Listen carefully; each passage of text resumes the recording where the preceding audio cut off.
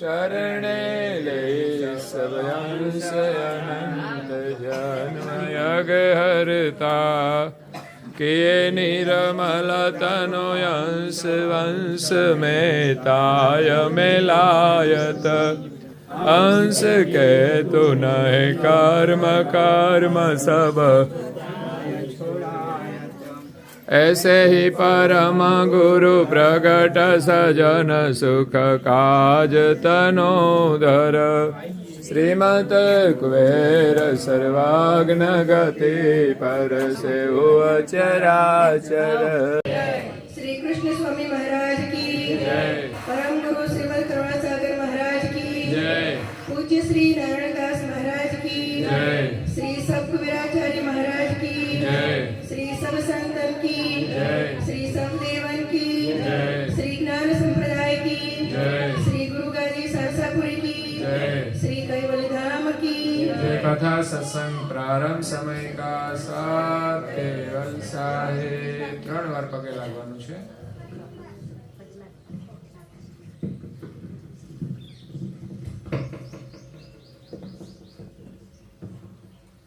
केवल अंशो साथ केवल साहेब बोलो जो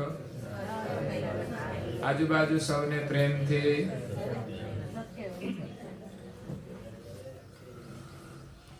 अपराधं वहोदं लहेदं महादं कुबेरं तियमां नमामि नमस्तु। श्रीमद् करुणासागर महाराज की जय। कैवल्य धाम की जय। श्री सच्चिदानंद महाराज की जय। श्री धर्मप्रियदास जी महाराज की जय। सत कैवल साहेब सत केवल साहेब सत केवल साहेब।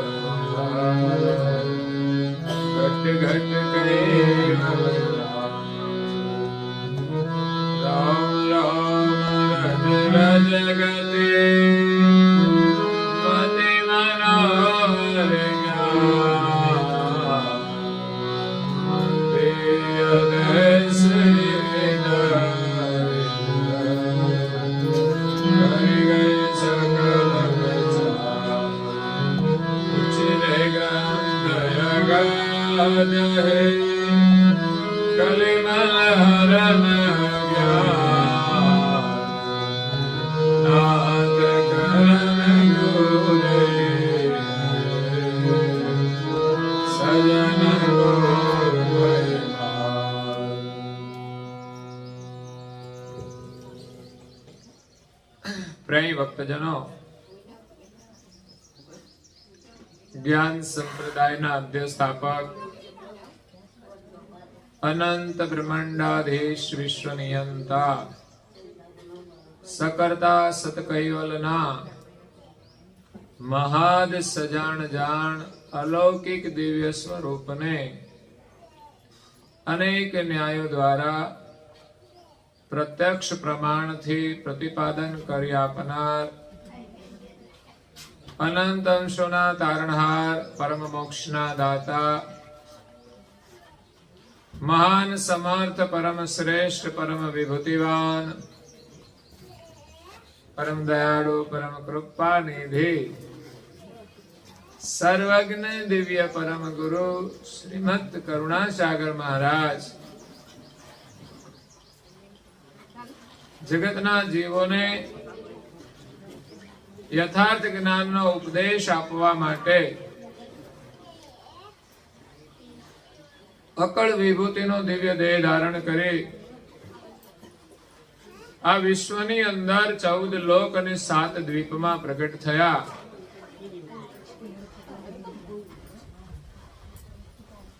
दिव्य परम गुरु कहे छे कि आ संसारनी अंदर જેટલું પણ ધર્મનું જ્ઞાન છે, જેટલું પણ ભક્તિનું વર્ણન છે, જેટલો પણ ત્યાગનો મહિમા છે, એનાથી જે કંઈ ફળ મળે છે એ તમામ ફળ આપણને પરમ ગુરુના શરણમાં જવાથી મળે છે, પરમ ગુરુની ભક્તિ કરવાથી મળે છે. આમે સંસારની અંદર ગુરુ ભક્તિ સર્વશ્રેષ્ઠ છે. આ જગતમાં જે કોઈ મહાન થયા છે એ ગુરુ ભક્તિથી જ મહાન થયા છે. ગુરુ વિના આપણને જ્ઞાન મળતું નથી. ગુરુ બિન જ્ઞાન ઉપજે નહીં, ગુરુ બિન મિટે નહીં ભેદ.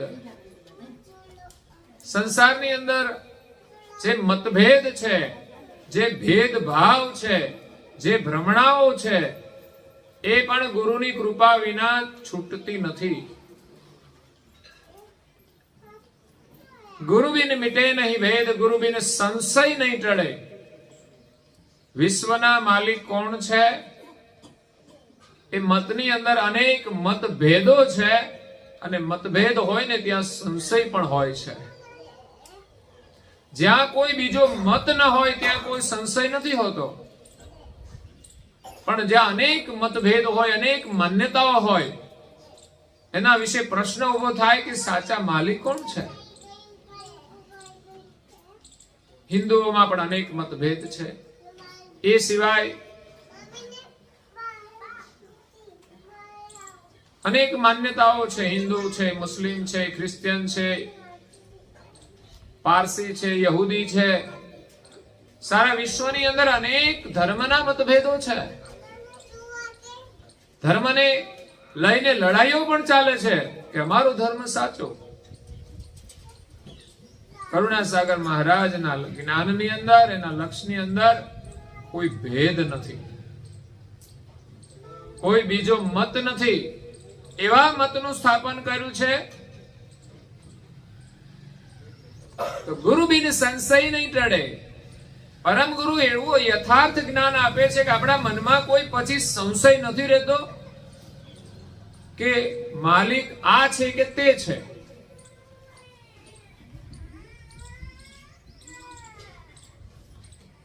કારણ કે આ જગતની અંદર જે કોઈ છે ને બધાનું એમને વર્ણન કર્યું છે કોણ કોણ છે, એટલે આપણને યથાર્થ સમજ આપી છે. એટલે આપણા મનની અંદર કોઈ સંશય રહેતો નથી. માલિક એ માલિક છે. એ સિવાયના બધા દેવો ભિન્ન ભિન્ન ગતિવાળા છે. અને આ જગતની રચના માલિકે કેવી રીતે કરી છે એ પણ અનુભવ પ્રમાણ સાથે એમણે જ્ઞાન આપ્યું છે. કારણ કે માલિક કોને કહેવાય? જેને આ જગતનું સર્જન કર્યું છે. પછી કોઈની ફેક્ટરી હોય ને મોટી માલિકની, એની અંદર કોઈ મેનેજર કામ કરતો હોય ને તો લોકો તો છે ને માલિકને જાણતાય ના હોય, કોઈ દિવસ માલિક આવતાય ના હોય, પણ બધું જ મેનેજમેન્ટ આખી કંપનીનું એક મેનેજર કરતો હોય ને તો એની અંદર કામ કરતા લોકોને એમ લાગે છે આ જ આ કંપનીનો માલિક છે. એવી જ રીતે આ દુનિયાનું જે મેનેજમેન્ટ કરે છે ને એને આપણે માલિક માની લીધા છે. એ પણ જુદા જુદા વિભાગનું મેનેજમેન્ટ કરે છે, કોઈ બધું જ મેનેજમેન્ટ નથી કરતા.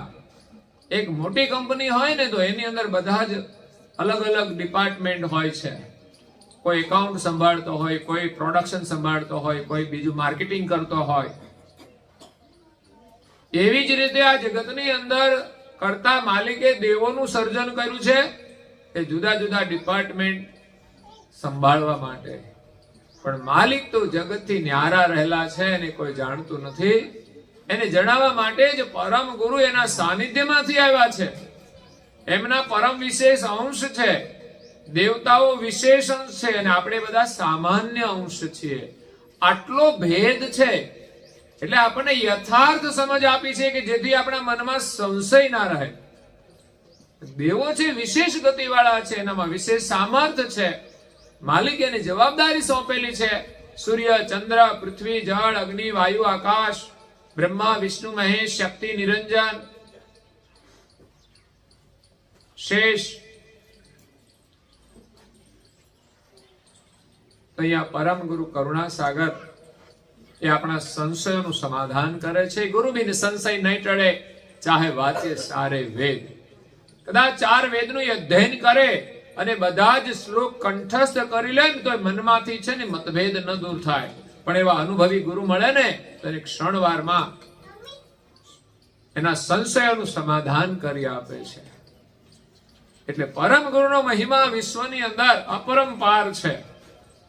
જે દેવી ધામોમાં ગયા ને ત્યાં બધા જ દેવતાઓએ એમનો આદર કર્યો છે, એમને પ્રણામ કર્યા છે. પૃથ્વી ઉપર જ્યાં જ્યાં એમણે વિચરણ કર્યું ત્યાં જે લોકો જિજ્ઞાસુ હતા, જે લોકો અધિકારી હતા, એવા લોકો પરમ ગુરુને ઓળખી શક્યા છે.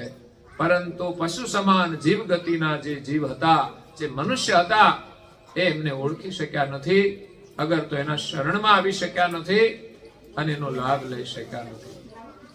આપણે એટલા ભાગ્યશાળી છીએ કે આજે આપણને સદગત આત્મા મંજુલાબેનની પાવન સ્મૃતિમાં પરમ ગુરુના દર્શનનો લાભ મળે છે, પરમ ગુરુની પ્રાર્થનાનો લાભ મળ્યો છે અને આજે દિવ્ય સત્સંગનો પણ આપણે લાભ લઈ રહ્યા છીએ.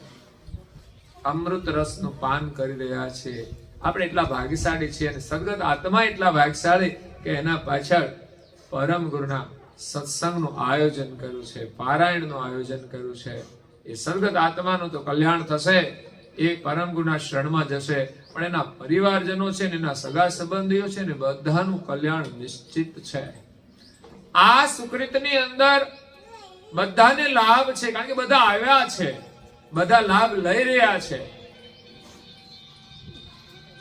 તો બધા જ ભાગ્યશાળી છે. પરમ ગુરુની વાણી આપણે સાંભળીએ ને આપણા કાન પવિત્ર થઈ જાય, આપણું મન પવિત્ર થઈ જાય, આપણી બુદ્ધિ પવિત્ર થઈ જાય અને શ્રદ્ધાથી જો આપણે સમજીએ તો આપણું હૃદય પણ વિશુદ્ધ બની જાય. અને વિશુદ્ધ હૃદયની અંદર પરમેશ્વરનો વાસ છે. એટલે ભગવાનનું સ્મરણ આપણે હૃદયથી કરવાનું છે. અહીંયા પરમ ગુરુ કહે છે કે દુનિયાના જે કઈ ધર્મ ગ્રંથો, શાસ્ત્રો છે, જ્ઞાનના, ભક્તિનું જે વર્ણન છે, જે બધા સાધનો છે, એમાં વૈરાગનું મહત્વ છે, એ બધું જ કરવાથી આપણને જે કઈ ફળ મળે ને બધા જ ફળ આપણને પરમ ગુરુની ભક્તિથી મળશે. અને આગળ વાત કરે છે ચિદાનંદ ચકવે પતિ ગતિ કરન મન સ્વાન આય હું જુગ દર્શાવવા ઘટ ઘટ કૈવલ ક્રાન. દિવ્ય પરમ ગુરુ માત્ર લૌકિક સુખ આપવા માટે નથી આવ્યા. એ સુખ તો આપણને મળશે આપણા કર્મ અનુસાર, આપણા પ્રારબ્ધ અનુસાર, આપણી ભક્તિ અનુસાર. પણ પરમ ગુરુનું જે આગમન થયું છે એ દરેક ઘાટની અંદર રહેલો જે ચૈતન્ય અંશ છે, જે આ શરીરને ચલાવી રહ્યો છે. આ શરીર છે ને એ એક ગાડું છે. ગાડા તો જોયા હોય ને, હજુ ગામડામાં હશે, કોઈ ચલાવતા નથી જાજા. તો આ શરીર પણ એક ગાડું છે અને આ શરીરને ચલાવનાર 2 શ્વાસ છે, આવે છે અને જાય છે. એને ઓહંગ અને સોહંગ કહે છે. લેવાય છે ઓહંગ અને મુકાય છે સોહંગ. આ 2 પ્રાણ દ્વારા આ શરીર ચેતન થયું છે. આવા લેવાતા અને મુકાતા 24 કલાકમાં 21,600 પ્રાણ ચાલે છે. જો સમદમ પ્રમાણે ચાલે તો પછી આપણે ભોગની પ્રવૃત્તિ કરીએ તો ઝડપી ચાલે તો વધારે પણ ચાલી જાય, વધારે ખલાસ થઈ જાય. તો પ્રાણ છે એ આપણી શક્તિ છે, એનો આપણે વ્યય ના કરવો જોઈએ. એ પ્રાણ ચાલે છે તો આપણે એનાથી સારા કાર્યો કરી લેવાના છે. નહીં તો આ કિંમતી પ્રાણ છે ને ખતમ થઈ જશે ને પછી આપણાથી કંઈ થશે નહીં. આ દુનિયાની જે માયા છે ને એનાથી પ્રભાવિત થઈને એની પાછળ પાગલ નથી થવાનું. એનાથી સાવધાન રહી અને આ પ્રાણ છે ને એના દ્વારા આ શરીરના માધ્યમથી આપણે શુભ કાર્યો કરવાના છે, સેવાના કાર્યો કરવાના છે અને ઉત્તમમાં ઉત્તમ ભગવત સ્મરણ કરવાનું છે. કોઈએ કહ્યું છે કે શતમ વિહાયમ ભોક્તવ્યમ સહસ્ત્ર સ્નાન ચરેત લક્ષમ વિહાયમ દાંતવ્યમ કોટી વ્યક્તા હરિસ્મરેત. આ સુભાષિત છે સંસ્કૃત. તો શતમ વિહાયમ ભોક્તવ્યમ, ભુક્તમાન કરવાનો મતલબ ભોજન કરવાનું. 100 કામ છોડીને તમે ભોજન કરી લો. ઘણા માણસો તો માયાની પાછળ એટલા પાગલ થઈ ગયા છે કે ટાઈમે ખાતા પણ નથી. તો પછી તમે શાના માટે મહેનત કરો છો? બધું કરીને કરવાના શું? શાસ્ત્રો એમ કહે છે કે સમયસર જમી લેવું જોઈએ. ભલે કામકાજ હોય પણ ખાઈ લેવું, પછી કામ કરવું.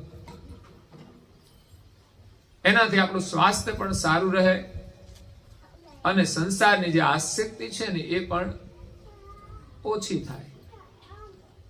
તો 100 કામ છોડીને તમે ભોજન કરી લો, 1000 કામ છોડીને તમે સ્નાન કરી લો. ભોજનનું મહત્વ છે કે સમય સમયે ભોજન કરી લેવું જોઈએ. અને ભોજનના નિયમો છે ને એ નિયમ અનુસાર ભોજન કરવું જોઈએ. આપણને તો ખબર જ નથી હોતી. શાસ્ત્રોમાં તો ભોજન માટે બહુ બધા નિયમો છે. શાસ્ત્ર અનુસાર જો ભોજન કરીએ ને તો આપણું સ્વાસ્થ્ય સારું રહે. શાસ્ત્રોમાં તો કઈ દિશામાં બેહીને ભોજન કરવું, આપણે તો ચારે દિશામાં ભોજન કરતા હોઈએ છીએ. દિશા જોવાની જ ના હોય એટલે જ્યાં આવે ત્યાં બેસી જવાનું. અને લોકો તો હરતા ફરતા ખાતા હોય, એમાં દિશા ક્યાં જોવાની? ઠીક છે, સામૂહિક કાર્યક્રમમાં આયોજન કર્યું હોય તો એમાં આપણે કઈ બંધાયેલા નથી, પણ આપણે સ્વતંત્ર પરિવારમાં હોઈએ ત્યાં બધા નિયમ પાળી શકીએ છીએ. તો જીવનમાં ભોજનનું મહત્વ છે. શરીરના પોષણ માટે ભોજન કરવું જોઈએ અને સ્વાસ્થ્યવર્ધક ભોજન કરવું જોઈએ. પ્રકૃતિ અનુસાર ભોજન કરવું જોઈએ. ઋતુ અનુસાર ભોજન કરવું જોઈએ. માપનું ભોજન કરવું જોઈએ. ઋત ભૂખ મિત્ત ભૂખ, ઋતુ અનુસાર ભોજન, પ્રમાણસર ભોજન.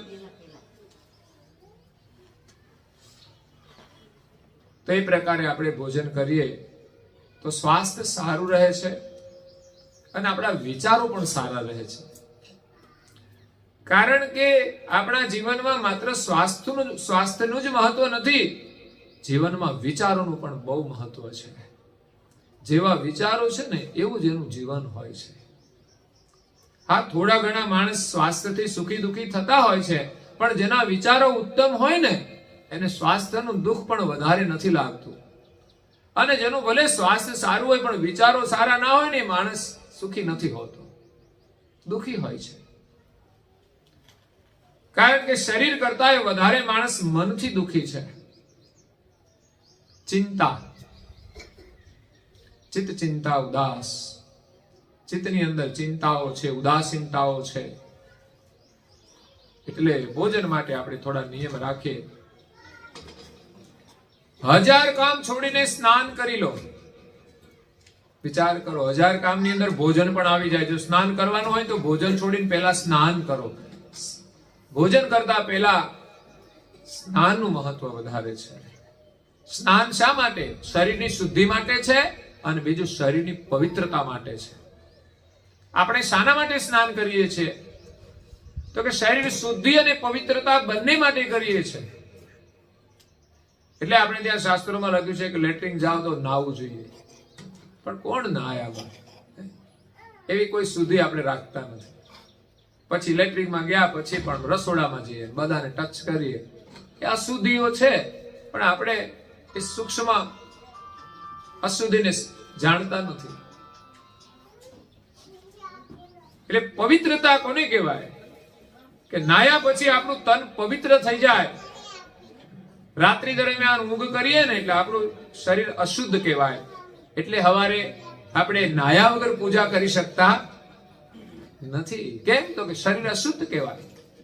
ઊંઘ કર્યા પછી આપણા શરીરને અશુદ્ધ માનવામાં આવે છે. તો સવારે નાહી ધોઈને પછી જ પૂજા થાય છે. અને એ સ્નાન પણ જો આપણે બ્રહ્મ મુહૂર્તમાં કરીએ ને તો પવિત્ર સ્નાન કહેવાય. બાકી શરીર શુદ્ધ કહેવાય. 8 વાગે નાવ તો શરીર શુદ્ધ થાય, 9 વાગે નાવ તો એટલું શરીર શુદ્ધ થાય. પણ તમે બ્રહ્મ મુહૂર્ત માટે સૂર્યોદય પહેલા જો સ્નાન કરો ને તો એ શરીર પવિત્ર બનાવે છે. અને વહેલા ઉઠીને સ્નાન કર્યા પછી આપણે ભગવત સ્મરણ કરીએ ને તો આપણું મન પણ પવિત્ર થાય છે. બાકી મોડા ઉઠવા વાળા ને મોડા નાવા વાળા ને પછી ભગવત સ્મરણ કરવાનું બહુ ખાસ ભાવ નથી હોતો. એ તો ઉઠે પછી અડધો કલાક તો એમ જ ટાઈમ કાઢે, બાથરૂમ ના જવાય ત્યાં સુધી, પછી પેપર વાંચે નાયા પહેલા જ. ઘણા લોકો કે આ ઉપયોગ કરી લે એમ. એટલે 9 વાગી જાય ને તો નાસ્તો તૈયાર હોય, ઓફિસે જવાનું હોય કે બજાર નોકરી પર જવાનો ટાઈમ થઈ ગયો હોય એટલે પછી ભગવાનની પૂજા બધું બાકી રહી જાય, કે અગર તો છૂટી જ જાય.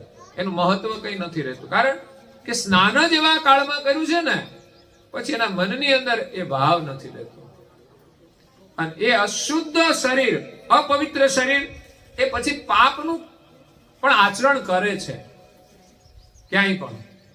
એટલા માટે સાવધાની કે આપણે 100 કામ છોડીને ભોજન કરી લઈએ, 1000 કામ છોડીને સ્નાન કરી લઈએ. લક્ષમ વિહાત્યમ દાંતવ્યમ, લાખ કામ છોડીને તમે દાન કરો. આપણા જીવનમાં દાનનું આટલું મહત્વ છે. આજે સુખી છે, કંઈક લાભ મળે છે ને તો આપણે કંઈક કરેલું કંઈક યોગદાન હોય છે. પછી તનથી પણ હોય, મનથી પણ હોય અને ધનથી પણ હોય. તો લાખ કામ છોડવાના, એમાં તમારે નાવાનું મહત્વ નથી. કદાચ નાવાનું છોડવું હોય તો પેલા છોડીને પેલું દાન કરી લેવું છે. એનો એક સમય હોય છે, કારણ કે એ ઘડી અને એક પળ આપણા અંદર જે ભાવ જાગ્યો હોય ને એ જતો રહે ને પછી એ ભાવ જાગતો નથી, પછી સંકલ્પ રહેતો નથી. ઉત્તમ કાર્યનો પણ એક ઉત્તમ કાળ હોય છે. એટલે તો આપણે સારા કામ સારા ચોઘડિયામાં કરીએ છીએ. એટલે ચોઘડિયાનો પ્રભાવ આપણા મન ઉપર પડતો હોય છે. અને કદાચ આપણા મનનું ચોઘડિયું પણ જોવું પડે. બહાર ચોઘડિયું સારું હોય પણ મનનું ચોઘડિયું સારું ના હોય ને મનમાં કાળ ચોઘડિયું હાલતું હોય ને તો સારું કામ ના થાય. એટલે આપણે કહીએ છીએ કે સારા ચોઘડિયામાં જ સારું કામ કરવું, લાભ ને શુભ ને આવા વિચારો હોય આપણા જીવનમાં તો જ આપણે સારું કામ કરીએ છીએ. એવા કાળમાં જ કરવું જોઈએ. તો લાખ કામ છોડીને તમે દાન કરી દો. અને 1 કરોડ કામ છોડીને કોટી વ્યક્ત હરિસ્મરે, તો ભગવાનનું સ્મરણ કરવાનું હોય તો ભોજનનું મહત્વ નથી, સ્નાનનું મહત્વ નથી, દાનનું મહત્વ નથી, અને શ્રેષ્ઠમાં શ્રેષ્ઠ કાર્ય હરિસ્મરણનું છે. તમારી પાસે કઈ ના હોય તો કઈ નહીં, કઈ ન કરો તો કઈ નહીં, બસ ભગવત સ્મરણ કરો. કરોડ કામ દુનિયાના છોડીને તમારે ભગવત સ્મરણ કરવું જોઈએ. તમારો ઉદ્ધાર થઈ જશે. તમારે ચિંતા જ નહીં કરવાની. તમે જયારે ભગવાનનું સ્મરણ કરો છો, ભગવાનને યાદ કરો છો, ત્યારે સમસ્ત વિશ્વનું સર્જન કરનાર એ આપણા ઉપર હોય, એનામાં વિશ્વાસ હોય તો આપણે કોઈ ચિંતા રહેતી નથી. બાકી ભગવાનનું સ્મરણ કર્યા વિના દુનિયામાં લોકો ચારે બાજુ દોડે છે પણ કઈ ઠેકાણું પડતું નથી. ગમે તેટલી સગવડતા કરી લે, મુશ્કેલીઓ આવ્યા જ કરે છે. પણ જેણે ભગવાનનું સ્મરણ કર્યું, વિચાર કરો, અનેક મુશ્કેલીઓ આવી પણ એનો વાળ વાંકો ના થયો. જોઈએ છે ને, ભક્ત પ્રહલાદ એક બાળક હતો, ભગવાનમાં એની પ્રીતિ હતી, એનો વિશ્વાસ હતો. એનો પિતા હિરણ્યકશ્યપ એનો વિરોધ કરતો હતો. એ કે હું જ ભગવાન છું, મારું સ્મરણ કરો. પણ પ્રહલાદ તો વિષ્ણુનો પરમ ભક્ત, એના પિતાએ વિરોધ કરવા છતાં એને વિષ્ણુનું સ્મરણ ના છોડ્યું. તો પ્રહલાદના જીવનમાં કેવી મુશ્કેલીઓ આવી એ આપણે જાણીએ છીએ. હિરણ્યકશ્યપે એને કેટલો ત્રાસ આપ્યો ભગવાનનું સ્મરણ છોડાવવા માટે. અને પ્રહલાદની નિષ્ઠા કેવી, કે કેવી પણ મુશ્કેલીઓ આવી છતાં પણ એને ભગવાનનું સ્મરણ ના છોડ્યું. તો ભગવત સ્મરણનો કેટલો મહિમા છે એ આવા ભક્તોના જીવન ચરિત્રમાંથી આપણને સમજવા મળે છે. એમ કહેવાય છે કે પ્રહલાદને સમુદ્રમાં ફેંકી દીધો પણ છતાંય એનું મૃત્યુ ના થયું, એ બહાર આવી ગયો. સમુદ્રએ એને બહાર કાઢી નાખ્યો. પર્વતની ચોટી ઉપરથી એને ધક્કો મારવામાં આવ્યો છતાં એનો વાળ વાંકો ન થયો, એને કોઈ ઈજા ના થઈ. ભગવાનમાં જેને વિશ્વાસ હોય, નિરંતર શ્વાસે શ્વાસે જેનું સ્મરણ થતું હોય, એને કોઈ કશું કરી શકતા નથી. હાથીના પગ નીચે કચડવામાં આવ્યો તો હાથીએ લઈને એની પીઠ ઉપર બેસાડી દીધો. હાથીની પ્રકૃતિ પણ બદલાઈ જાય છે. ગાંડો હાથી એક બાળકને કચડવાને બદલે વહાલથી એને પોતાની પીઠ ઉપર બેસાડી દે છે. સાપ અને વીછુની વચ્ચે એને મૂકવામાં આવ્યો છતાંય એને કોઈ ડંખ ન મારી શક્યું. અને છેલ્લે એમને લાકડા ભેગા કરી અને અગ્નિ સળગાયો. આપણે હોળી કરીએ છીએ ને એવી એક ચિત્તા ખડકવામાં આવી અને એ પ્રહલાદની ફોઈ અને હિરણ્યકશ્યપની બેન, એનું નામ હતું હોલિકા. અને એ હોલિકાને વરદાન હતું અગ્નિમાં નહીં બળવાનો. એટલે હિરણ્યકશ્યપે કપટ કર્યો. હોલિકાને કહ્યું કે તારે આ પ્રહલાદને લઈ અને આ ચિત્તાની અંદર બેસી જવાનું, અને તને તો વરદાન છે એટલે પ્રહલાદ બળી જશે અને તું બચી જઈશ.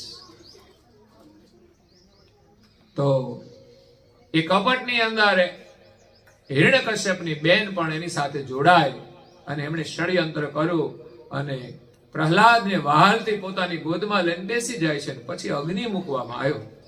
કારણ કે બધું કેરોસીન ચાટેલું હોય એટલે દિશવાસળી નાખે એટલે તરત જ ભડકો થાય.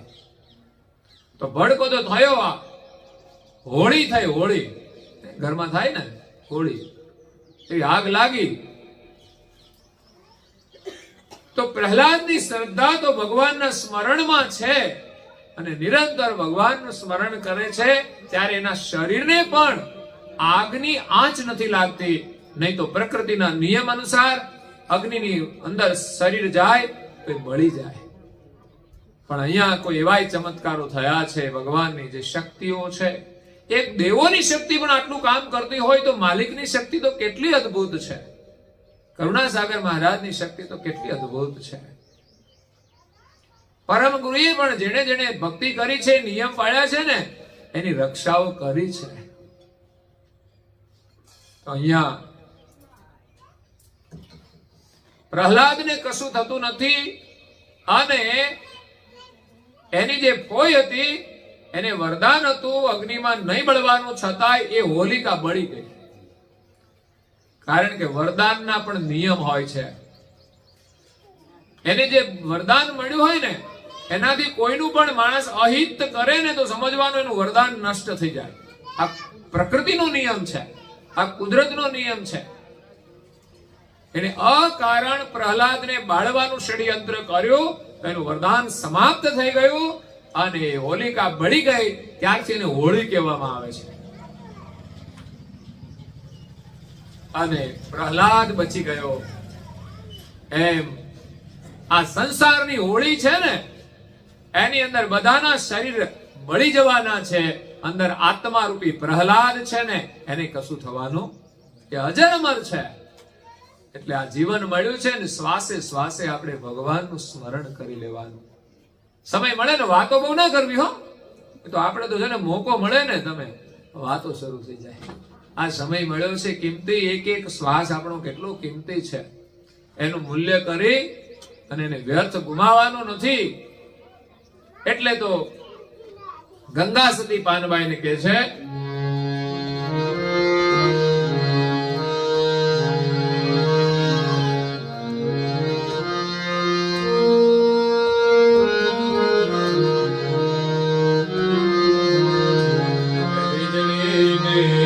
ચમકાવે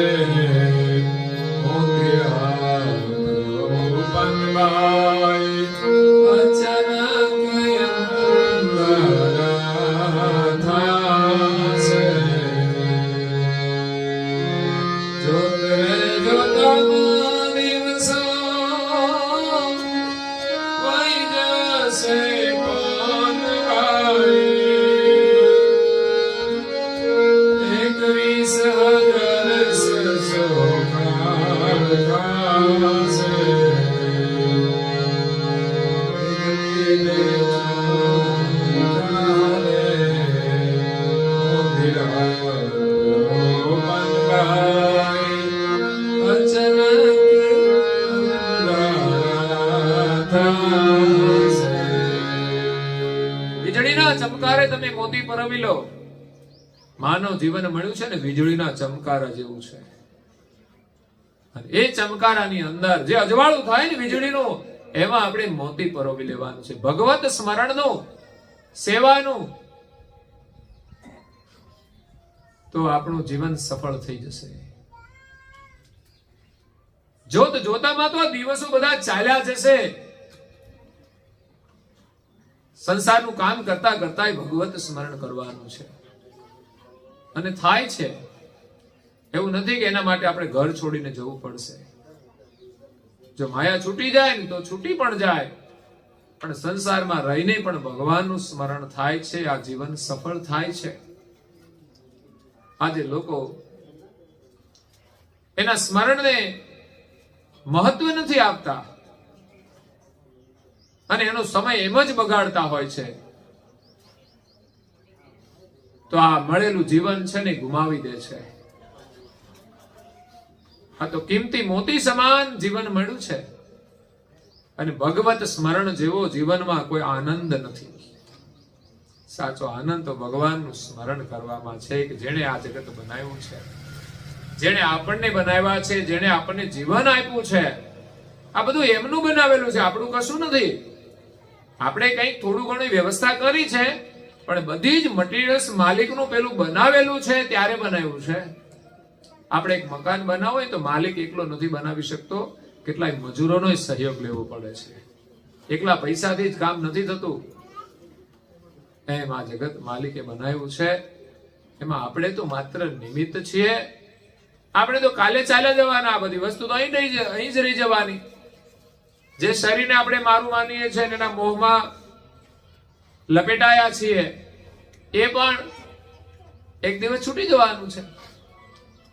યુવાની હોય ત્યારે આપણામાં એક યુવાનીનો આવેશ હોય, પણ યુવાની છે ને જવાની છે એમ સમજીને યુવાનીમાં આપણે જીવવાનું હોય છે. નહીં તો યુવાની માણસને દીવાના બનાવી દે છે, ભગવાનને ભૂલાવી દે છે, જીવનને બરબાદ પણ કરી દેતું હોય છે.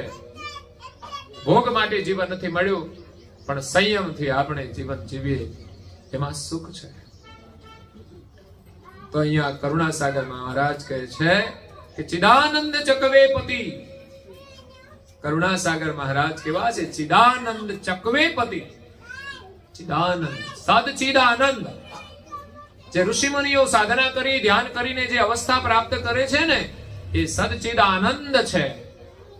એ જ પરમ આનંદ છે, નિર્વિકારી આનંદ છે, શાશ્વત આનંદ છે.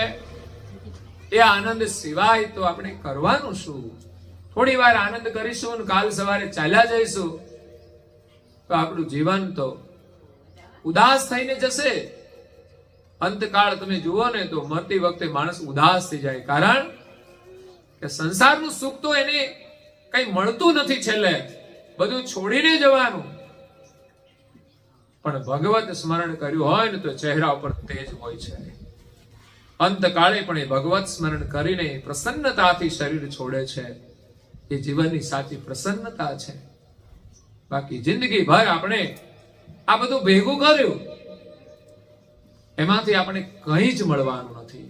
ઠીક છે, જીવનમાં આપણે થોડો ઘણો આનંદ કર્યો, પણ એ રહ્યો નહીં. અંતકાળે તો આ શરીર છે ને, બધા જે કંઈ આનંદ કર્યો ને એ સુખને પછી ભોગવી નથી શકતું. એની કોઈ સ્થિતિ રહેતી નથી. પણ આત્મા છે ને, એને આપણે ઓળખવાનો છે અને એના આનંદમાં આપણે રહેવાનું છે. એ સચિદાનંદ, એ પરમ આનંદ છે, પરમ ગુરુનું એ સ્વરૂપ છે. એની ભક્તિમાં આપણને આનંદ મળે છે. આ નહીં આ જન્મે નહીં તો બીજા જન્મે, ત્રીજા જન્મે પણ આપણને એનું શરણ મળશે. ચિદાનંદ ચકવે પતિ. ચકવે પતિ કોને કહેવાય? આ ચિદાનંદ જે આનંદ છે એના એ સ્વામી છે, ચકવે પતિ છે. સમસ્ત બ્રહ્માંડની અંદર એનું જે સામ્રાજ્ય છે ને એ સર્વોપરી છે. ચકવે પતિ એટલે ચક્રવર્તી છે.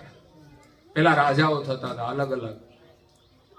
કોઈ રાજા હોય, કોઈ મહારાજા હોય, કોઈ ચક્રવર્તી રાજા હોય. રાજાના નીચે પણ બીજા રાજાઓ હોય, નાના રાજા હોય એના અધીન હોય. એમાં ગુરુઓની અંદર પણ પ્રકાર છે. એમ પરમ ગુરુ કરુણા સાગર એ ચક્રવર્તી ગુરુ છે. શ્રીમદ કુબેર ગુરુ ચક્રવર્તી જ્ઞાન અમલ જુએ કોઈ નરતી. એના જ્ઞાનનો અમલ જોઈને જો કોઈ નિર્ણય કરે ને તો એને દેખાશે પરમ ગુરુની ગતિ એ ચક્રવર્તી છે. બધાના ઉપર એમની સત્તા છે. દુનિયામાં ભલે કોઈનો કેટલો પણ પ્રભાવ હોય પણ આખર બધા એને આધીન હોય છે. જ્યારે ગુરુની જે ચક્રવર્તી ગતિ છે ને કોઈ દેખાતી નથી પણ એનો અમલ ચાલતો હોય છે.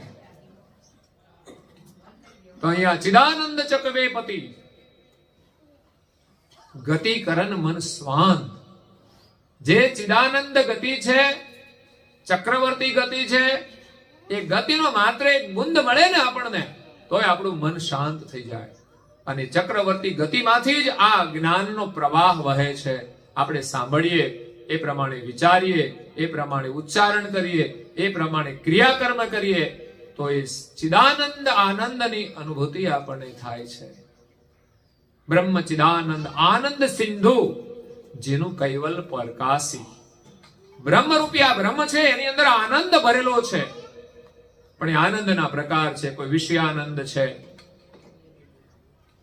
કોઈ ભજનાનંદ છે, કોઈ યોગાનંદ છે, કોઈ બ્રહ્માનંદ છે, અને એનાથી પર નિજાનંદ છે. કરુણાસાગર બાપજી આપણને ચિદાનંદ દ્વારા નિજાનંદની અનુભૂતિ કરાવે છે. નિજનો આનંદ.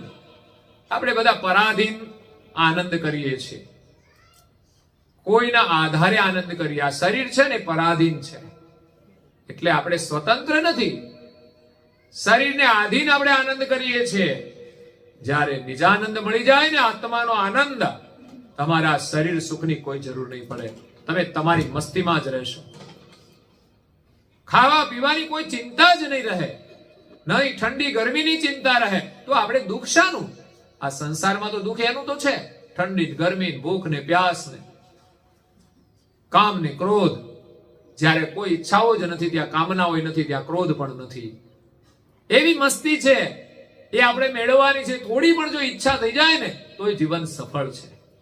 એક જીવનની અંદર ઈચ્છા થવી નહીં મહત્વની છે કે મારે આ આનંદ મેળવવો છે. સંસારમાં વૈભવની અંદર જીવનારા લોકો હોય છે, એને પણ તમે જોતા હશો. તમને એમ લાગે કે આ સુખી છે, પણ ઊંડો અભ્યાસ કરો ને ત્યારે કેટલી સમસ્યાઓ એના જીવનમાં હોય છે.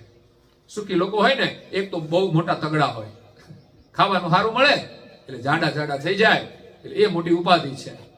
અને એ મોટું ઘર હોય ને એની અંદર પણ કેટલી બીમારીઓ લઈને પાછા બેઠા હોય, ચારે બાજુ અલગ અલગ.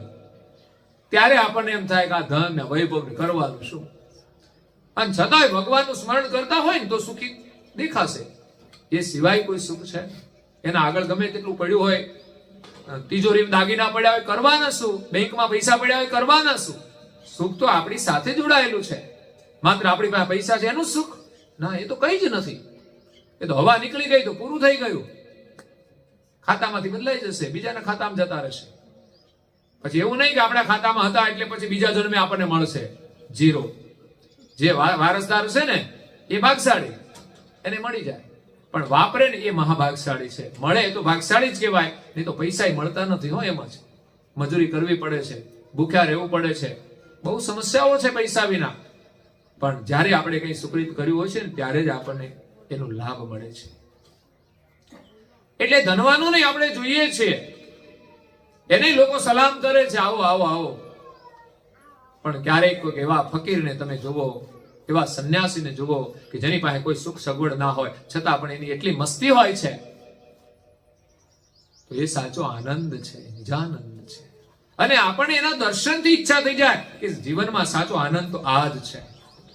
કોઈ ઉપાધિ નહીં, કોઈ ચિંતા નહીં. બાકી તો ઘરમાં છે ને કોઈ ના હોય ને તો જમવાનું કોણ બનાવશે એ ચિંતા હોય. ધર્મપત્ની પિયર જાય ને અઠવાડિયું તો કેટલી ઉપાધિ થઈ જાય. બધી વ્યવસ્થા કરીને જવી પડે, પાડોશી જોડે ગમે તે, જાતે આવડતું ન હોય કરે શું?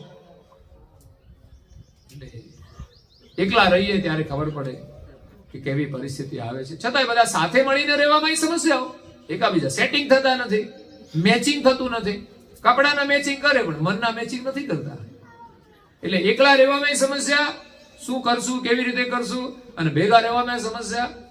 દરેકને પોતાના મનની ઈચ્છા પ્રમાણે કરવું છે, મત પ્રમાણે કરવું છે કે હું સાચો, પણ બધાએ મળીને કેવી રીતે, શાસ્ત્રનો મત સાચો છે એને પ્રધાનતા આપીને આપણે બધાએ રહેવું જોઈએ, તો બધા એક મતથી રહી શકીશું. એટલે ચિદાનંદ ચક્રવે પતિ ગતિ કરન મન શાંત. થોડી પ્રાર્થના કરીએ ને તો મનને શાંતિ મળે છે. આજે ભાગશાળી જેને જેને કરી, જેટલું જેટલું કર્યું ને એ ભગવાનના ખૂબ આશીર્વાદ છે. બેઠા છો ને એ પણ આજે આશીર્વાદ છે. પણ આ કાર્યક્રમ પૂરો થઈ ગયો ને પછી તમે એક દિવસ રોકાવ તો કોઈ આશીર્વાદ ના મળે. હા, પછી આખો દિવસ રોકાવ તોય મેળ ના પડે. આ એક ક્ષણ છે તમારી ઉત્તમ ઉત્તમ શબ્દોનો અહીંયા આપણે શ્રવણ થઈ રહ્યું છે, એ આશીર્વાદ છે આપણા માટે. એટલે સદગત આત્માના નિમિત્તે આજે જે કંઈ આપણે લાભ લઈ રહ્યા છે એ આપણે બધા જ ભાગશાળી છીએ.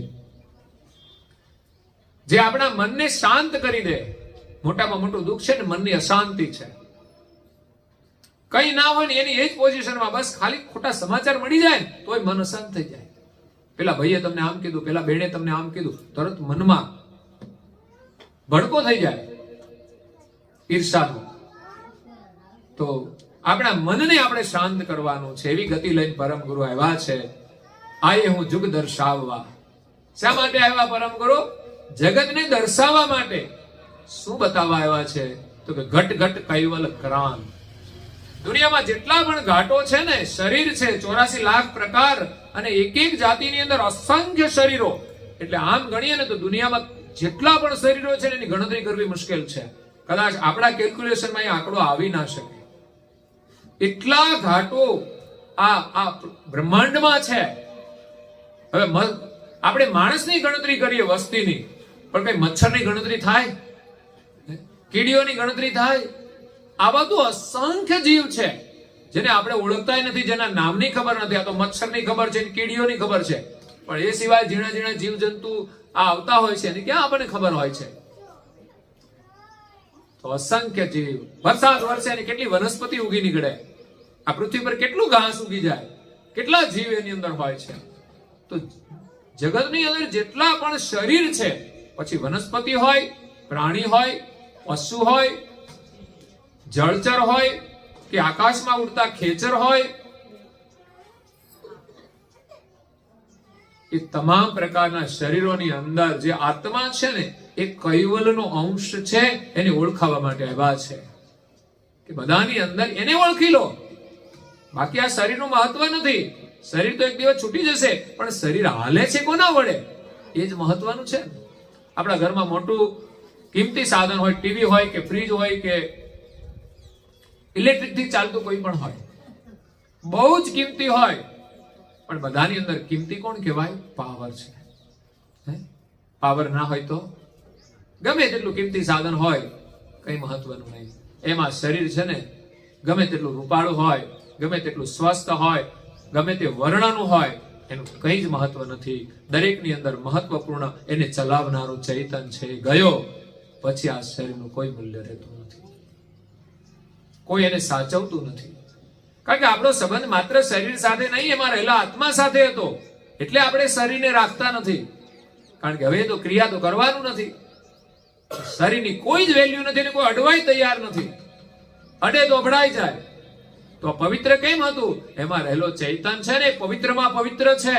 એનાથી આ શરીર ચેતન છે, પવિત્ર છે. તો આ ચૈતનનું મહત્વ કેટલું! આપણે દરેકમાં રહેલ જે આત્મા છે ને એને જો મહત્વ આપીએ ને તો આપણને સાચું સુખ મળે છે. શરીરને મહત્વ નહીં, ચૈતન્યને મહત્વ આપો કે આપણે બધા એક કૈવલના છીએ. હું તો કહું છું બધા દુનિયામાં કૈવલના છે, પણ આપણે પરિવારમાં બધા એક માલિકના છીએ. એટલે એવી રીતે રહીએ ને તો એ ઘરમાં સુખ મળી જાય. પણ આ થાય ક્યારે? એમ જ ના થાય. કથા સાંભળીએ, જાણકારી મળે, પણ પછી આપણે આચરણ કરવું પડે છે બધાની સાથે. સંબંધ ગમે તે હોય, પણ એક આત્મા જાણીને વ્યવહાર કરવો એ અલગ વસ્તુ છે. બાકી લોકો તો છે ને મનની ઈચ્છા પ્રમાણે વર્તતા હોય છે. અગર તો પોતાને જે કઈ સંબંધ હોય એમાં એને અહંકાર હોય, હું તારો ધણી છું, હું કહું એમ તાર કરવાનું, પણ એ સમય ગયો. હવે બંનેને સંબંધોને સમજવાના, આમાં કોઈને કોઈના ઉપર પ્રભાવ નથી પાડવાનો. દરેકનું એક કર્તવ્ય હોય છે. શાસ્ત્ર અનુસાર પતિએ રહેવાનું હોય, પત્નીએ રહેવાનું હોય. પત્નીને થોડી સ્વતંત્રતા મળે તો એ પણ એનો દુરુપયોગ કરવા માંડે તો સમજવાનું એનું પણ પતન થવાનું. શાસ્ત્ર વિરુદ્ધ કંઈ પણ કરીશું તો મુશ્કેલીઓ આવશે. જો તમે અહંકાર રાખો તો પછી એકલા જ રહો ને, એની જરૂર શું છે ભાઈ? અમારા ભાઈ એટલો બધો અહંકાર હોય કે હું કહું એમ જ થાય, હું કરું એમ જ થાય. ના, એવું નહીં થાય. શાસ્ત્ર પ્રમાણે કરો, શાસ્ત્ર પ્રમાણે તમે આચરણ કરો, સંબંધો નિભાવો. નહીં તો અહંકાર હોય તો એકલા જ રહેવું, તમારે ચિંતા જ નહીં. એટલે દરેક ઘાટની અંદર કૈવલ કર્તાનો અંશ આવેલો છે. એને ઓળખાવા માટે પરમ ગુરુ આવ્યા છે.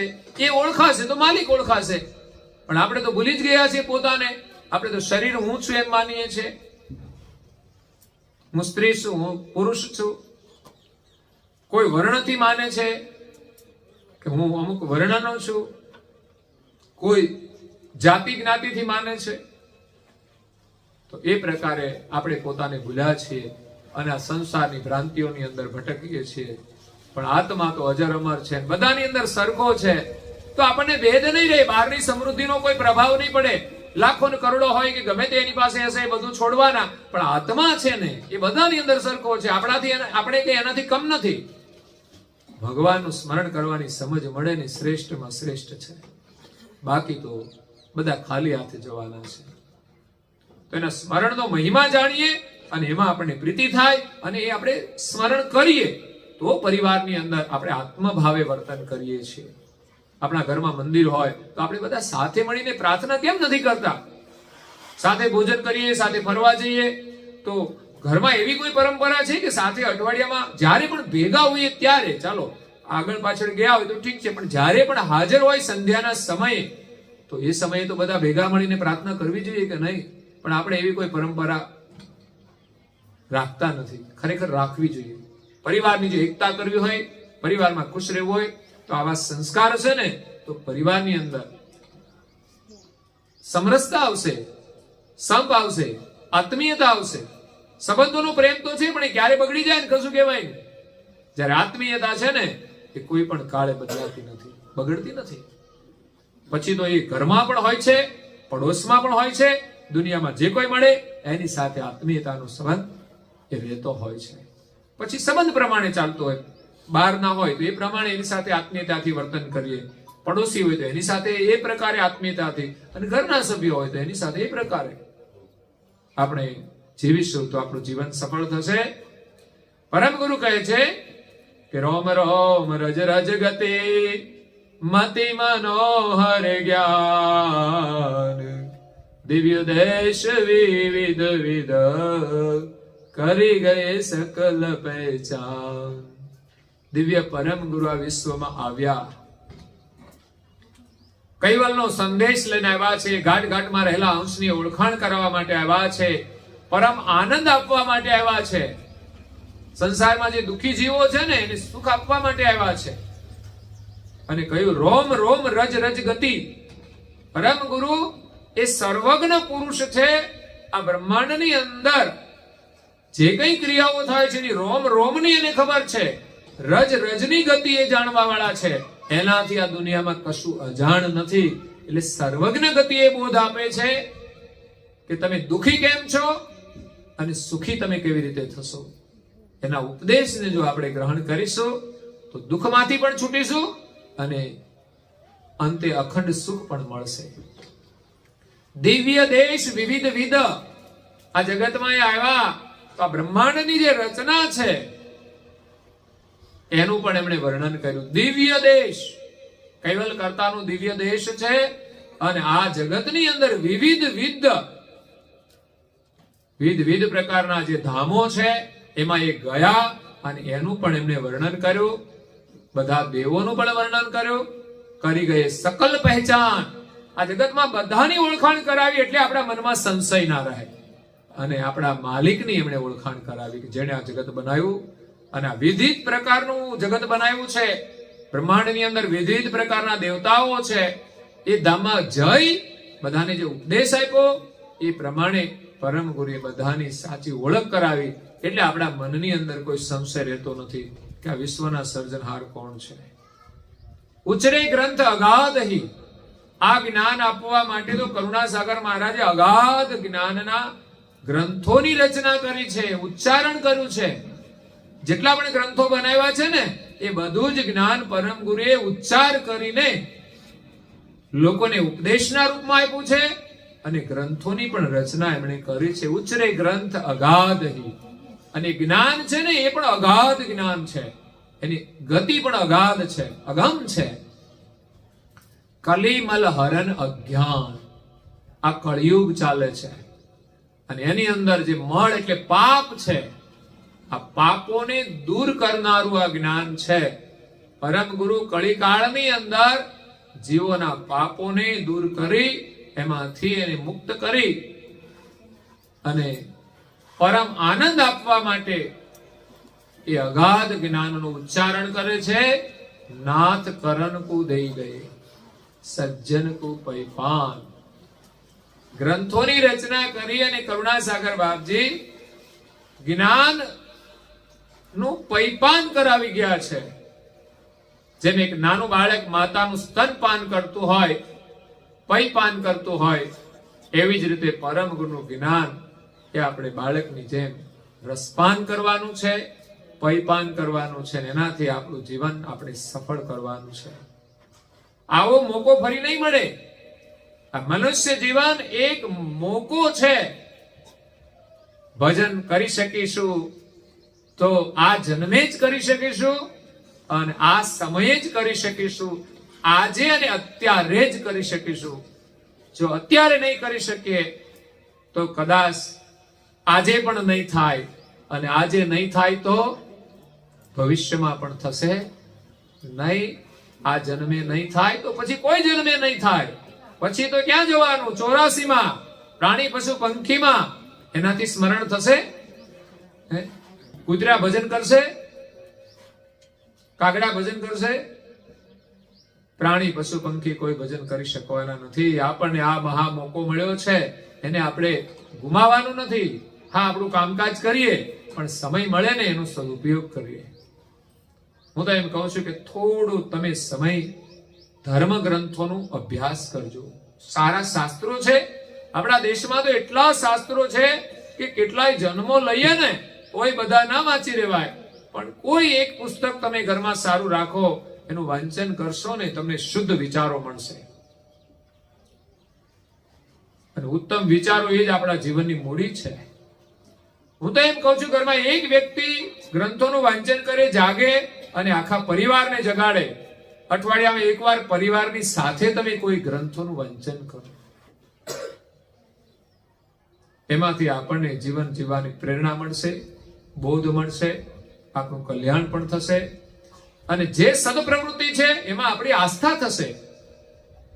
એટલે અઠવાડિયામાં પરિવાર સાથે એકવાર તમે પ્રાર્થના કરો, અઠવાડિયામાં એકવાર પરિવાર સાથે તમે કોઈ ધર્મ ગ્રંથોનું અધ્યયન કરો. પરિવારની અંદર દરેકના વિચારોની અંદર સામ્યતા આવશે. વિચારોની અંદર જો સમાનતા હોય ને તો પછી એની અંદર કોઈ મતભેદ રહેતા નથી, પછી એની અંદર સંપ રહેતો હોય છે. એટલે જે ઘરની અંદર બધા જ પરિવારના સભ્યો સાથે મળીને કોઈ ધર્મ ક્રિયા કરે તો ભગવાનનો એને ખૂબ આશીર્વાદ છે. પરમ ગુરુ કરુણાસાગર બાપજી આપને બધાને આપણી ઓળખાણ કરાવવા માટે આવ્યા છે કે આપણી સાચી ઓળખ આપણે કૈવલના છીએ અને કૈવલ આપણા છે. એ સમજ આપણી દ્રઢ થઈ જશે તો ખરેખર જીવન ધન્ય બની જશે. થોડું અધ્યયન કરશો ને તો તમારા મનથી તમે નક્કી કરશો. હું કહું એટલે તમારે માનવાનું એવું નહીં, પણ પરમ ગુરુની વાણી તમે સાંભળજો. તમને અભ્યાસ કરશો તો નિર્ણય થશે કે ના, ખરેખર સત્ય શું છે અને સત્યને આપણે મેળવવાનું છે, એને આપણે ઓળખવાનું છે, એનો આપણે અનુભવ કરવાનો છે. આપણે સ્વયં સત્ય છે, પહેલા એને ઓળખીએ અને પછી આ માયા છે ને બધી છૂટી જાય. જો આપણે પોતાને ઓળખવાની ઈચ્છા થશે ને તો આ બધી મોહ માયા છૂટવા માંડશે. અને પછી આ જગતની અંદર માલિકને ઓળખવાની ઈચ્છા થશે તો આ દુનિયાની માયા છૂટી જશે. માયા બહારની પણ છે અને આપણા શરીરની પણ છે, પણ પોતાને ઓળખવાની ઈચ્છા થશે તો આ શરીરની માયાઓ છૂટવા માંડશે અને માલિકને ઓળખવાની ઈચ્છા થશે ને તો આ દુનિયામાં દેખાતી માયા છે ને એનો મોહ છૂટી જશે કે આ બધું ક્યાં સુધી, શું જરૂર છે? જેટલું જરૂર છે એટલું ભગવાન આપે છે અને કરવા જેવું તો ભગવાનનું સ્મરણ છે. તો એમાં આપણી પ્રીતિ થઈ જાય છે તો સંસારની આસક્તિઓ છૂટી જાય છે, અધર્મ છૂટી જાય છે અને સત્ય કર્મ દ્વારા આપણને સત્ય સુખની પ્રાપ્તિ થાય છે. આપણે પરિવાર સાથે બધા ખુશ રહી શકીએ છીએ. નહીં તો કોઈ કોઈનું કયું ના કરે તો પછી ઘરમાં સુખ કેવી રીતે મળે? માતા પિતા ઈચ્છે કે અમારો દીકરો અમારી આજ્ઞા પ્રમાણે ચાલે. માતા પિતા હંમેશા સાચી સલાહ આપતા હોય છે, પણ આજે કુસંગના કારણે, વિકૃત માનસના કારણે બાળકો માતા પિતાને ભૂલી જતા હોય કે એની આજ્ઞાઓ ન પાળતા હોય તો માતા પિતાને ઘણું દુઃખ થતું હોય છે. એના ઘણા બધા સ્વપ્નો હોય, પ્રમાણે ન થાય. બાળકને આપવા માટે એને કેટલું બધું યોગદાન કરે છે, કેટલી બધી તપસ્યા કરે છે, અને પછી બાળક જ્યારે એનાથી વિરુદ્ધ ચાલે ને ત્યારે એના હૃદયને કેવી ઠેસ લાગતી હશે એ તો આપણે બધા જોઈએ છીએ. તો એ ન લાગે એના માટે આપણે બધા પરિવારનું એક નિર્માણ કરીએ. પરિવાર સાથે થોડી ધાર્મિક ક્રિયાઓ થશે, સત્સંગ થશે ને તો એક આદર્શ પરિવારનું નિર્માણ થશે અને વ્યક્તિગત રીતે તમે કરશો તો એક વ્યક્તિ નિર્માણ થશે અને સમાજની અંદર સાથે રહીને ક્રિયાઓ કરશો તો એક આદર્શ સમાજનું નિર્માણ થશે. સુખી થવા માટે આપણે પણ આદર્શ બનવું જરૂરી છે, એક પરિવાર પણ આદર્શ હોવો જરૂરી છે અને પાડોશીનો જે સમાજ હોય ને એ પણ આદર્શ હોય ને, કારણ કે રહેવાનું તો સમાજમાં છે. એમાંય કોઈ સારા માણસો ના હોય ને તોય સુખ ના મળે, કારણ કે સંબંધો તો સમાજમાં કરવાના, તો એ વિકૃતિઓ આપણા ઘરમાં આવવાની પાછી બહારથી. એટલે આદર્શ સમાજમાં આપણે રહીએ તો આપણે સુખી રહીએ છીએ. પરમ ગુરુની આપણા ઉપર બહુ જ કૃપા છે. આજે વિશેષ કૃપા તો એ છે કે સદગત આત્માની પાછળ આજે દિવ્ય સત્સંગ પારાયણ કરી, કેવલ સત્સંગ શ્રવણ કર્યો છે, એ જ બહુ મોટી કૃપા છે. સદગત આત્માને પરમ ગુરુના આશીર્વાદથી પરમ શાંતિ મળે, એનું સાનિધ્ય મળે, પુનઃ માનવનું જીવન મળે અને પરમ ગુરુનું શરણ મળે એવી આપણે આજના સત્સંગના ફલ સ્વરૂપે પ્રાર્થના કરીએ છીએ. અને પરિવાર દ્વારા પારાયણ થયું છે તો વિશેષ આશીર્વાદ એના પરિવાર માટે છે કે પરમ ગુરુની કૃપા, એમની છત્ર છાયા આપના પરિવાર ઉપર નિરંતર રહે, આપનો પરિવાર સુખી રહે અને આ સંસારના જે બધા તાપ છે એમાંથી મુક્ત થાય એવી પરમ ગુરુના શરણમાં પ્રાર્થના. અને ખાસ તમે બધા પરમ ગુરુની જેટલી પણ થઈ શકે એટલી ભક્તિ કરજો, એટલી આજ્ઞા પાળજો. મેં તમારે બધાને હવાર તિલક કરી દીધા ને, પરમ ગુરુના આશીર્વાદ મળી ગયા તમને. અને એ પ્રમાણે જો તમને કંઈ પણ ગમે ત્યારે પ્રેરણા થશે એની ભક્તિ કરવાની, ભલે તમે આજે ગમે તે માનતા હશો પણ આજે જે કર્યું છે ને એ તમને એક આશીર્વાદ છે. તમને સ્વતઃ પ્રેરણા થશે પરમ ગુરુમાં અને તમારામાં જાગૃતિ આવશે તો તમે પરમ ગુરુનું શરણ સ્વીકારી અને એની ભક્તિ કરીને તમારા જીવનને સફળ કરશો. આપણે તો કેટલાય જન્મોથી ભટકીએ છીએ પણ જ્યાં સુધી પરમ ગુરુની કૃપા નહીં થાય ત્યાં સુધી આ જન્મ મરણના ચક્રમાંથી છુટકારો નહીં મળે. અને થોડા સમય માટે આપણે થોડું સુખની વ્યવસ્થા કરીને ચાલ્યા જઈએ છીએ પણ આગળની તો કોઈ વ્યવસ્થા કરતા નથી, તો આગળ શું થશે? તો ખાસ આપણે ભગવાનનું ભજન કરી અને ભક્તિનું ભાથું બાંધી અને આગળની યાત્રામાં લઈ જવાનું છે. આ સાથે સદગત આત્મા મંજુલાબેન ની પાવન સ્મૃતિમાં સદગત આત્માને આપણે સૌ આજે પારાયણ દ્વારા શ્રદ્ધાંજલિ અર્પણ કરીએ છીએ. અને સગા સંબંધીઓ આવ્યા છે એમણે પણ આ સત્સંગ પારાયણનો લાભ લઈ અને ખરેખર સાચા અર્થમાં એને શ્રદ્ધાંજલિ આપી છે. તે સદગત આત્માની પરમ શાંતિ મળે અને આપને સૌને પરમ ગુરુના આશીર્વાદ પ્રાપ્ત થાય. પરિવાર સાથે બધા સુખી રહો એ જ શુભકામના સાથે આપણે અહીંયા કથાને વિરામ આપીએ છીએ. અસ્તુ સત કૈવલ સાહે જય જય परम गुरु श्रीमद करुणासागर महाराज की जय पर पूज्य श्री नारायण दास महाराज की जय श्री सब मोराचार्य महाराज की जय श्री सब संतन की जय श्री सब देवन की जय श्री ज्ञान संप्रदाय की जय श्री गुरुवादी शासापुरी की जय श्री केवल धाम की जय कथा सत्संग पूर्णावती का સત કેવલ સાએ 3 વાર પગે લાગવાનું છે આપણે બધાએ. પ્રભુ જય કરુણા કારણ કરણ ત્રિલોકન છબી अनुपम प्यारी प्रभु छवि अनुपम प्यारी अनेक जनोनी अरजी अनेक जनोनी अरजी तोरा कर लीधी प्रभु जय करुणा निधि अखंड अनादि पदनि ज्ञान सही दीदी प्रभु ज्ञान सही दीदी संशय सगला निवारी संशय सगला निवारी सुध की प्रभु जय करुणा कैवल कर्ता की जय। श्री कृष्ण स्वामी महाराज की जय। परम गुरु श्रीमद करुणा सागर महाराज की जय। पूज्य श्री नारायण दास जी महाराज की जय। श्री सत कबीराचार्य महाराज की जय। सब श्री सब संतन की जय। श्री सब देवन की जय। श्री ज्ञान संप्रदाय की जय। श्री गुरु गादी सारसापुरी की जय। श्री केवल धाम की जय। सत्संग पारायण आरती पूर्णावती का सत केवल साए 3 વાર પગે લાગવાનું છે.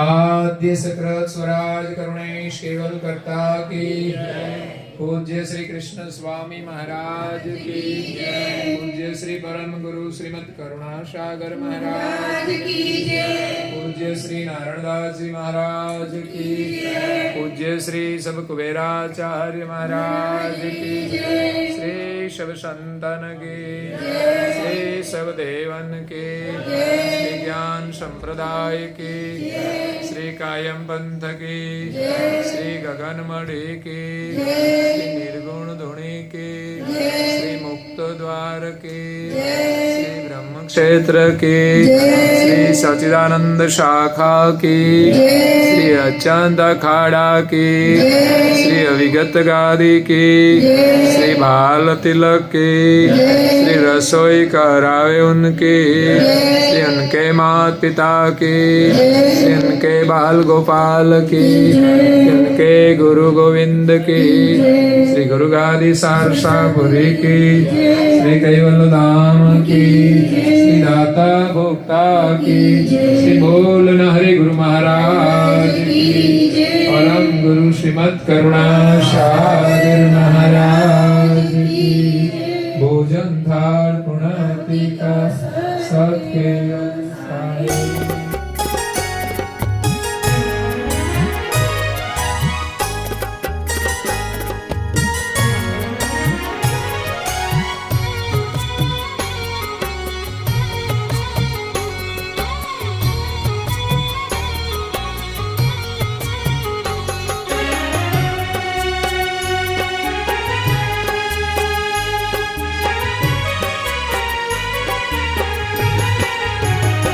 अखंड करता गुरुनी उपासना ए लक्षण छे निज दासना अखंड करता गुरुनी उपासना ए लक्षण छे निज दासना ए भोगी गुरु चरण सुवासना ए लक्षण छे निज दासना भोगी गुरु चरण सुवासना ए लक्षण छे निज दासना अखंड करता गुरुनी उपासना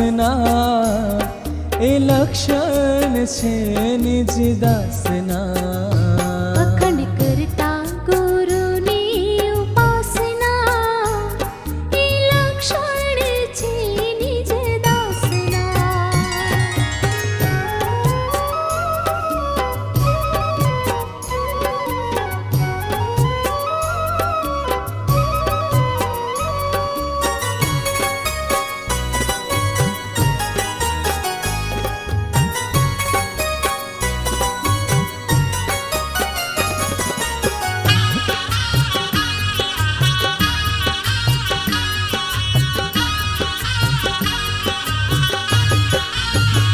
નિત્ય મંદિરમાં જાય પડે ગુરુજીને પાય નિત્ય મંદિરમાં જાય પડે ગુરુજીને પાય કૈવલ જાપ જપે શ્વાસો શ્વાસના એ લક્ષણ છે નિજ દાસના કેવલ જાપ જપે શ્વાસો શ્વાસના એ લક્ષણ છે નિજ દાસના અખંડ કરતા ગુરુની ઉપાસના એ લક્ષણ છે નિજ દાસના